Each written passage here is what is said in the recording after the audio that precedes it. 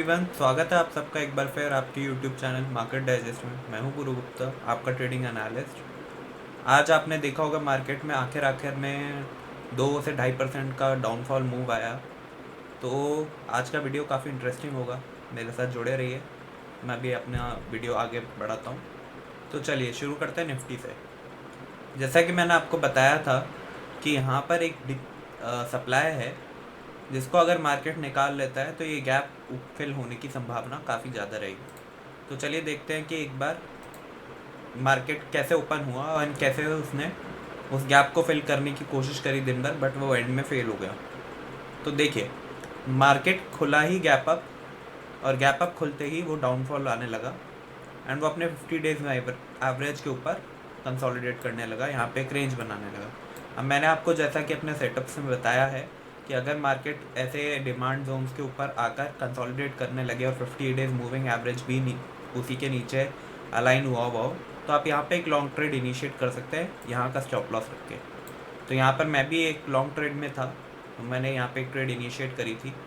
आप जैसा कि देख सकते हैं मैंने यहाँ पे एंट्री ली थी कुछ इन लेवल्स पे, और मार्केट पहले ऊपर गया, फिर एक बार को ये डाउन मूव आया। जनरली हम ऐसे मूव्स को जब तक हमारा स्टॉप लॉस ना हिट करे, हम इनको शेकआउट बोलते हैं, यानी कि ऐसे मूव जो कि मार्केट में स्टॉप लॉस हिट करने ही, स्टॉप लॉस हंट करने के लिए ही आते हैं।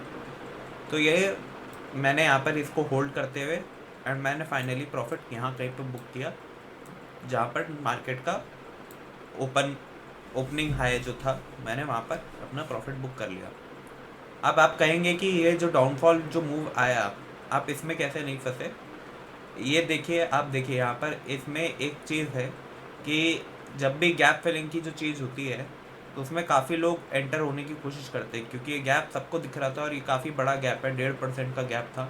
तो लोगों का यही था कि यहाँ पे लोग काफ़ी लॉन्ग हुए जा रहे थे। यहाँ पर देख रहे होंगे आप, लोग काफ़ी लॉन्ग हुए, बट यहाँ पर क्या हो रहा था कि मार्केट का स्ट्रक्चर ओवरऑल वीक होता जा रहा था धीरे धीरे। तो यहाँ पर अगर आप स्टॉप लॉस रख कर भी काम करते तो आप यहाँ पर स्टॉप लॉस लेकर निकल जाते और मार्केट नीचे डाउन मूव कर जाता और आप बच जाते। तो इसमें आपका बेस्ट रिस्क मैनेजमेंट स्ट्रैटेजी क्या रह सकती है कि जब आप यहाँ पर ट्रेड में एंटर हुए हैं और आपका स्टॉप लॉस यहाँ पर है, तो यहाँ पर आपको मेरे ख्याल से 1:1 रिस्क रिवॉर्ड बेटर होगा। यहाँ पे आप 50% प्रॉफिट बुक करिए अपना, और बाकी 50% का स्टॉप लॉस कॉस्ट पे ले आए। और फिर जब मार्केट दोबारा ऊपर गया तो आप यहाँ पर हो सकता है कि यहाँ पर आपको 2:1 रिस्क रिवॉर्ड रेशो भी मिल रहा हो, बट वो आपके ऊपर है कि आप यहाँ पे पूरी क्वांटिटी निकालना चाहते हैं या 25% क्वांटिटी निकालना चाहते हैं, वो आपके ऊपर है। बट मैं कहूँगा 1:1 पे आप 50% क्वांटिटी तो आप इनिशियल डेज में अपने निकाल ही दिया करें। इससे क्या रहता है कि आपको लॉस होने की संभावना काफ़ी कम हो जाती है। ठीक है, तो मार्केट में हमें जनरली बड़े लॉसेस बचाने होते हैं। छोटे लॉस और छोटे प्रॉफिट भी ठीक है, और जब किसी किसी दिन हमें जब बड़े प्रॉफिट होंगे तो हमें काफ़ी फ़ायदा रहेगा, ओवरऑल हम नेट प्रॉफिटेबल रहेंगे। तो ये डाउन मूव क्यों आया, इसका रीज़न अभी तक मेरे को नहीं मिला है, क्योंकि न्यूज़ में ढंग से इसका कोई रीज़न अभी दिया नहीं गया है। ये अभी तक आप सोचिए, अगर जब लाइव मार्केट ओपन था तब भी लोगों को नहीं पता था कि ये मूव क्यों आया है, और अभी मैं जब वीडियो शूट कर रहा हूँ करीब 5 बज रहे हैं, तब भी इसका कोई डेफिनेट रीज़न इन्होंने नहीं दिया है अभी तक। न्यूज़ में मैंने चेक किया, कोई डेफिनेट रीज़न मेरे को अभी तक नहीं मिला है कि इतना बड़ा मूव हर सेगमेंट में क्यों आया है। तो चलिए और देख लेते हैं आप मार्केट कल क्या कर सकता है। आप यहाँ पर देख रहे होंगे, यहाँ पर एक डिमांड जोन मैंने मार्क किया हुआ ऑलरेडी। तो इस डिमांड जोन से मार्केट रिवर्सल लेने की काफ़ी ज़्यादा चांसेस रखता है समय। हो सकता है कल मार्केट ऐसे ऊपर जाने लगे, क्योंकि ये सारा अनट्रेडेड एरिया है, तो हो सकता है मार्केट वी शेप में रिकवर भी कर जाए। बट अगर नहीं करता और वो इस डिमांड जोन को भी तोड़ देता है, तो आप नीचे जैसा कि नीचे देख सकते हैं, यहाँ पे भी हमारे पास ऐसा ही एक वैक्यूम पड़ा हुआ है, यानी कि अनट्रेडेड रीजन है, अनट्रेडेड जोन है, जो कि मार्केट ट्रेड करने जा सकता है। तो एक बार हम देख लेते हैं इसको आर्ली चार्ट्स पे, कि आर्ली चार्ट्स पे निफ्टी कैसा दिख रहा है। तो यहाँ पे मैंने कुछ रेंजेस मार्क करी हुई हैं। तो आपको यहाँ पर दिख रहा होगा कि पहले मार्केट डाउन ट्रेंड में था, फिर मार्केट अप ट्रेंड में गया, यहाँ पे एक उसने अपनी पुरानी रेंज का ब्रेकआउट किया, बट वो जो ये वाला हाई था वो ये नहीं निकाल पाया। एंड ये वाली सप्लाई बेसिकली एक्ट कर रही है इस समय आर्ली टाइम फ्रेम पे, और वो उसको नीचे भेज रही है। तो यहाँ पर आप देख सकते हैं, या इसको ढंग से अगर मैं मार्क करूँ, अभी मैंने रफली मार्क कर दिया है, तो यहाँ से रिजेक्ट होता हुआ नीचे आ रहा है। तो बेसिकली 5 मिनट्स टाइम फ्रेम पे हमारा डिस्ट्रीब्यूशन चल रहा है। एंड जब जैसे ही एक्यूमुलेशन शुरू होगा यहाँ पर, अगर ये यहाँ पर किसी भी एरिया पे आकर एक्यूमुलेशन शुरू करता है ऐसे ऐसे करके, तो तब हम देखेंगे लॉन्ग ट्रेड बड़े टाइम फ्रेम पे। उससे पहले 5 मिनट्स के टाइम फ्रेम पे मार्केट अभी वीक ही है, तो अकॉर्डिंगली आप ट्रेड इनिशिएट करें एंड आप प्राइस एक्शन को फॉलो करते हुए ट्रेड लें। तो चलिए बैंक निफ्टी पे चल लेते हैं। बैंक निफ्टी में भी सिमिलर सा ही स्ट्रक्चर बना हुआ है। यहाँ पर आप ट्रेड इनिशिएट कर सकते थे, स्टॉप लॉस यहाँ का रख के, एंड यहाँ पर आप एंट्री ले सकते थे, एंड देन आपको अच्छा खासा रिस्क रिवॉर्ड भी मिल जाता है। यहाँ पे बैंक निफ्टी ने ऑलमोस्ट 50% गैप फिल भी कर दिया था, बट फिर भी उसके बाद वो इतना नीचे आ गया। अभी इसकी क्या न्यूज़ है हमें पता नहीं है, बट जैसा कि आप देख सकते हैं ये भी फाइनली इस डिमांड जोन पे आके रुका हुआ है इस समय। तो हो सकता है कल ये भी रिवर्सल ले जाए एंड ये ऊपर जाने लगे। यहाँ पे एक रेंज बनाकर हो सकता है ये ऊपर की तरफ जाने लगे, अभी शेप रिकवरी दिखाने लगे, या हो सकता है कि ये नीचे भी चला जाए। तो हमें दोनों सिनेरियोज़ के लिए तैयार रहना है। ऐसे अनसर्टेन मार्केट में हमें हमेशा दोनों मार्केट सिनेरियोज़ के लिए रेडी रहना चाहिए। हमारा स्टॉप लॉस होना चाहिए छोटा और हमारा रिवॉर्ड होना चाहिए बड़ा। तो चलिए मेटल सेक्टर पे एक बार देख लेते हैं हम। मेटल सेक्टर पे मैंने एक सप्लाई डिमांड मार्क कर रखी थी, और मैंने बोला था कि जब तक मार्केट इन सप्लाई और डिमांड को नहीं निकालता तब तक हम इसमें कोई एक्शन नहीं लेंगे। तो देखिए आप, सुबह सुबह इसने इस सप्लाई को गैप अप करके और निकाल दिया था, बट क्योंकि ये 50 डेज मूविंग एवरेज से बहुत ऊपर है तो हम यहाँ पर ट्रेड इनिशिएट नहीं करेंगे। एंड जब ये 50 डेज मूविंग एवरेज के पास आया तो यहाँ पर आप देखेंगे कि इसने यहाँ पे एक स्ट्रक्चर ऐसा बनाया जहाँ पर आप देख सकते हैं कि अगर एक बार ये सप्लाई तोड़ चुका है तो यहाँ पर ये सप्लाई को हम एक बार डिलीट कर सकते हैं।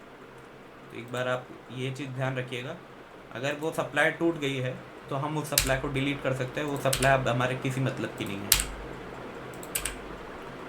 ठीक है, तो अब यहाँ पर देख सकते हैं आप कि 50 डेज मूविंग एवरेज के सपोर्ट से घूमने लगा, और यहाँ पर हमारे पास एक फाइनल सप्लाई जोन था, जो लेटेस्ट सप्लाई जोन था हमारा एक, वो यहाँ पर था। तो यहाँ पर हम जैसे इसका ब्रेकडाउन हुआ यहाँ पर हम एक शॉर्ट ट्रेड इनिशिएट कर सकते थे यहाँ का स्टॉप लॉस रख के। तो आप देख सकते हैं वो एक अच्छा आपको रिस्क रिवॉर्ड दे गई, पर हम इतना बड़ा एक मूव एक्सपेक्ट नहीं करते जनरली इंट्राडे में। आज थोड़ा एक्सेप्शनल डे था, तो जनरली आपको टारगेट ये इसी डिमांड तक के रखने थे, बट वो इस डिमांड तक भी आकर रुक गया। तो आप यहाँ तक निकल जाते तो आपको एक अच्छा रिस्क रिवॉर्ड रेशो मिल जाता।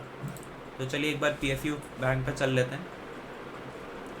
यहाँ पे PSU बैंक में देखेंगे आप, तो PSU बैंक में मैंने आपको बोला था कि ये हमारे पास एक सप्लाई है, तो मार्केट ओपनिंग के टाइम पे इस सप्लाई को निकालने की खूब कोशिश करता है, एंड यहाँ पे फाइनली उसने उसको निकाल लिया। जैसा मैंने एरो से मार्क किया होता उसने एग्जैक्टली वैसा सही स्ट्रक्चर बनाया, एंड फिर वो गैप फिलिंग की तरफ जाने लगा, और इसने करीब करीब 90% गैप फिल कर दिया। तो आप अगर यहाँ पे ट्रेड इनिशिएट करते 50 मूविंग एवरेज के ऊपर यहाँ का स्टॉप लॉस रख के, तो आपको एक अच्छा रिस्क रिवॉर्ड रेशियो मिल जाता। फिर उसके बाद ये जब डाउन मूव आया इसमें हमें पार्टिसिपेट नहीं करना था। अगर आप ट्रेड से यहाँ पर नहीं निकलते या फिर आपने पार्शियल प्रॉफिट बुकिंग कर ली होती तो भी आपका स्टॉप लॉस हिट हो जाता। अगर आप स्टॉप लॉस ट्रेल कर लेते तो भी वो हिट हो जाता। तो अगेन ये जो डाउनफॉल आया था इसमें हमें पार्टिसिपेट नहीं करना था, हमें इससे जल्द से जल्द बाहर निकलना होता है। तो ये कैब आ जाएगा, कैसे आ जाएगा उसका आपका एक ही तरीका है बचने का, आप अपना स्टॉप लॉस ट्रेल करते चलिए या अपना स्टॉप लॉस कॉस्ट पे रखें। ठीक है, मीडिया सेक्टर पे आ जाते हैं। मीडिया सेक्टर में देखेंगे आपको, मैंने ये आपके लिए ये सप्लाई मार्क करके रखी थी, तो मार्केट इसी सप्लाई पे ओपन हुआ और यहाँ से वापस नीचे गिरने लगा। अब जैसे ये 50 डेज मूविंग एवरेज के नीचे आया, यहाँ पर आप देख सकते हैं कि क्या हमारे पास सप्लाई थी, इस सप्लाई पे हम इसको शॉर्ट कर सकते थे और हमें अच्छा खासा रिस्क रिवॉर्ड रेशियो देखने को मिल जाता इस डिमांड जोन तक। यहाँ पर मैं आपको बोलता कि यहाँ पे आप अपना एटलीस्ट कुछ प्रॉफिट बुक कर लेते हैं, बाकी इस वाली सप्लाई के लिए छोड़ देते हैं। अभी करंटली मार्केट कहाँ पर खड़ा है, इसमें भी आप देखेंगे तो मार्केट यहाँ पे कहीं बीच में ही हॉल्ट किया हुआ है। अभी इसने इस वाली डिमांड से रिएक्शन तो लिया है, पर आप जैसा कि देख सकते हैं यहाँ पे नीचे बहुत बड़ा गैप है, तो हो सकता है मीडिया सेक्टर इसको नीचे फिल करने आ जाए। तो उसके लिए आप प्रिपेयर रहिए, क्योंकि ऊपर जो स्ट्रक्चर हमें दिख रहा है वो डिस्ट्रीब्यूटर स्ट्रक्चर है। यहाँ पे भी एक रेंज बन रही है ऐसी सी, एंड यहाँ पे डिस्ट्रीब्यूशन चालू हो गया है। तो हमारा 3 बार लगातार डिस्ट्रीब्यूशन हो गया, तो चांसेस हैं कि ये इसको नीचे तोड़ के यहाँ पर एक ऐसे ऐसे रेंज बनाने लगे। तो कल आप हो सकता है अगर आपको पुल बैक पे मिल जाइए तो आप इसको शॉर्ट कर सकते हैं। बट अभी तक ये वाली डिमांड को इसने नहीं तोड़ा है, नहीं यहाँ पर तोड़ चुका है ये डिमांड को, जैसा कि आप देख सकते हैं। मैं थोड़ा जूमिंग करके बता देता हूँ। ये देखिए, ये डिमांड इसने तोड़ दी है। तो इसने इस डिमांड को भी तोड़ दिया है, तो आप पुल बैक पे एक शॉर्ट ट्रेड इनिशिएट कर सकते हैं। अब आ जाता है हम रियलिटी सेक्टर में। रियलिटी सेक्टर में आप देखेंगे तो रियलिटी सेक्टर में भी सेम सा ही हिसाब था। यहाँ पर आप देखेंगे कि ये जो आपके डिमांड थी, मार्केट वहीं पे ओपन हुआ, एंड उसी सप्लाई, उस सप्लाई से यहाँ पे रिजेक्ट होता रहा बार बार, एंड फाइनली यहाँ पर एक डाउन मूव आ गया। तो यहाँ पर आप देख सकते हैं कि अगर आप यहाँ पे कन्विक्शन के साथ इसको इस ब्रेकडाउन पे सेल कर देते, थोड़ा स्टॉप लॉस आपका वाइड रहता, तो आपको ये मूव कैप्चर करने को मिल जाता। बट जनरली ये इतना बड़ा मैं स्टॉप लॉस रखने को बोलूँगा नहीं आपको, तो इस ट्रेड को आप अवॉइड भी कर सकते थे। अभी ये मार्केट कहाँ पर खड़ा है, निफ्टी रियलिटी सेक्टर जो है हमारा, वो अगेन एक डिमांड जोन पर आकर रुक गया है। तो हो सकता है यहाँ से रिवर्सल ले जाए। इसके नीचे काफ़ी एक्यूमुलेशन रेंज बनी हुई है, तो चांसेस कम है कि ये और नीचे जाकर एक मतलब आपको इसी तरीके का जो शार्प डाउन मूव है वो दिखाए। हो सकता है कि वो रेंज बनाने लगे यहाँ पर। वो रेंज कहाँ ऊपर टूटती है नीचे टूटती है, वो अकॉर्डिंगली हमें डिसाइड करके उसी डायरेक्शन में ट्रेड लेनी पड़ेगी। तो इसको निफ्टी रियलिटी सेक्टर को हमें अभी एक बार को अवॉइड करना है। फाइनेंस सेक्टर पे आ जाते हैं। फाइनेंस सेक्टर में आप जैसा कि देख रहे हैं कि फाइनेंस सेक्टर में मैंने आपको बोला था कि यहाँ पर एक अगेन वही सप्लाई एरिया है। तो आप जैसा कि देख सकते हैं यहाँ पे ये सप्लाई एरिया से रिजेक्ट हुआ, एंड यहाँ पर अगर आप एक ट्रेड इनिशिएट करते तो आपको डाउन मूव कैप्चर करने को मिल जाता, या फिर हो सकता है आप यहाँ पर भी इनिशिएट करते और आपका स्टॉप लॉस क्योंकि यहाँ होता तो आपका स्टॉप लॉस ना हिट होकर आपको ये ट्रेड काम कर जाती। या फिर हो सकता है आप यहाँ पे कुछ अपना प्रॉफिट बुक कर ले तो 50% क्वांटिटी छोड़ देते, तो आपका स्टॉप लॉस भी हिट हो सकता था। तो ये थोड़ी रिस्की ट्रेड थी। अगेन उन्होंने आपका स्टॉप लॉस हंट किया है, एंड स्टॉप लॉस हंटिंग में यही फ़ायदा मिलता है। तो जैसा कि आप देख रहे हैं कि स्टॉप लॉस हंट होते ही आपका डाउन मूव आ गया। तो अब ये मार्केट भी एक डिमांड जोन पे खड़ा हुआ है, फाइनेंस का ये इस डिमांड जोन पे खड़ा हुआ है। तो चांसेस है कि ये भी यहाँ से रिवर्सल ले जाए,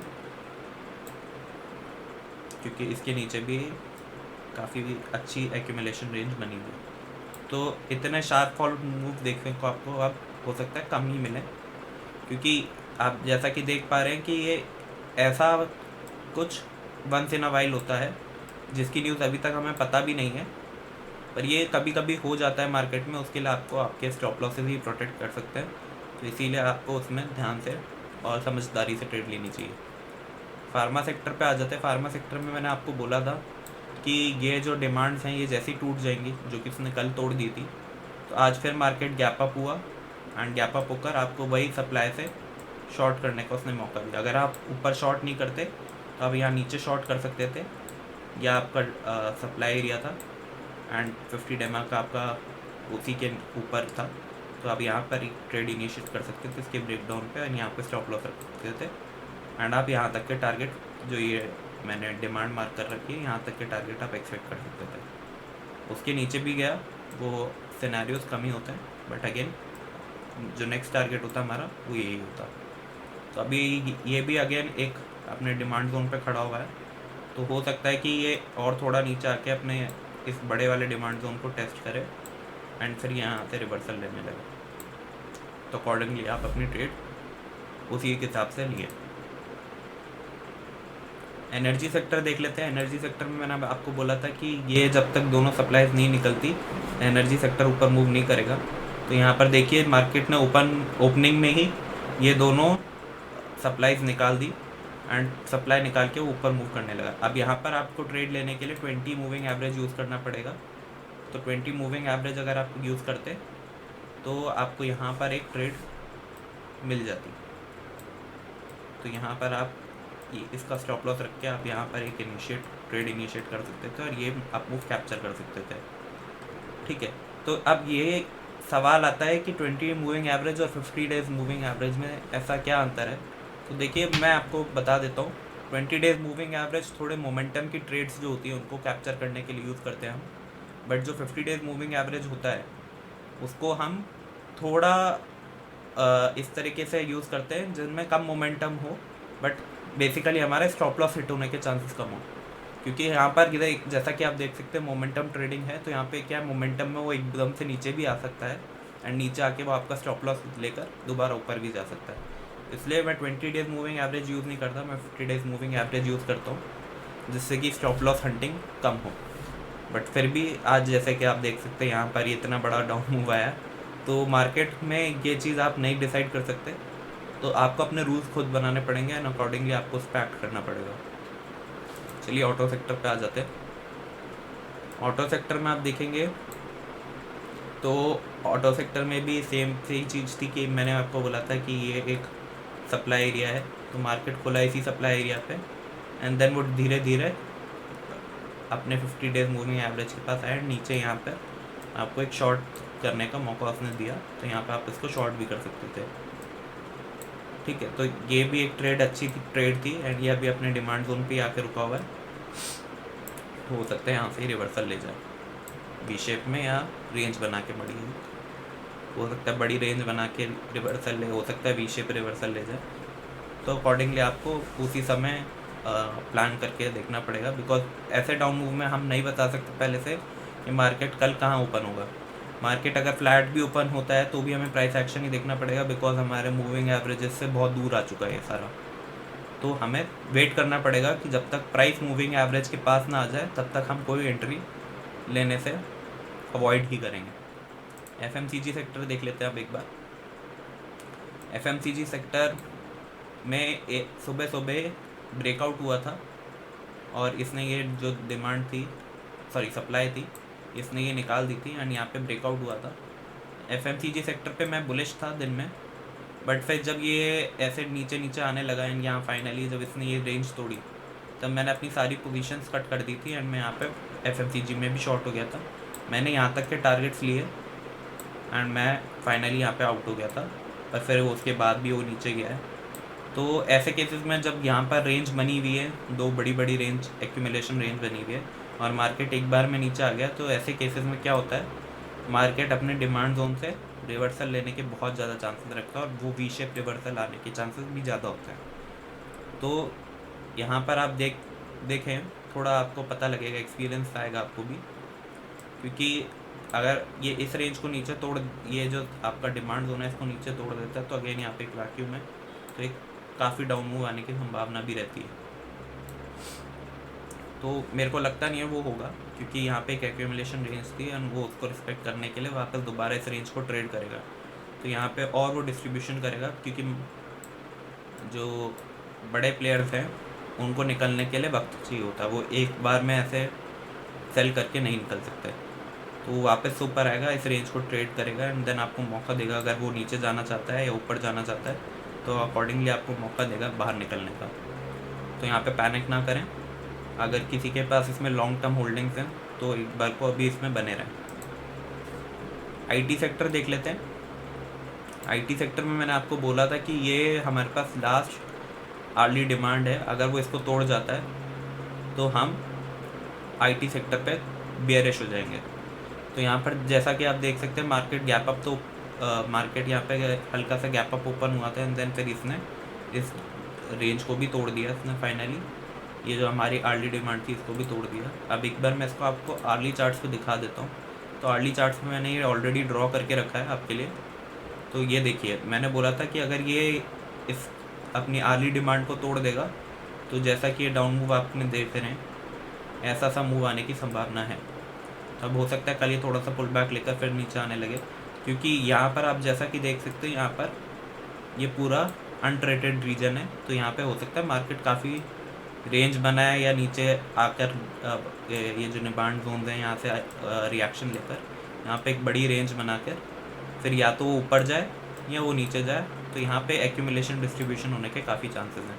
तो हमें इनिशियली डाउन मूव देखने को मिल सकता है, तो आप अकॉर्डिंगली अपने यहाँ पे शॉर्ट्स प्लान कर सकते हैं और यहाँ पे स्विंग ट्रेड भी ले सकते हैं, क्योंकि आर्ली चार्ट पे स्ट्रक्चर पूरा वीक हो चुका है इस समय।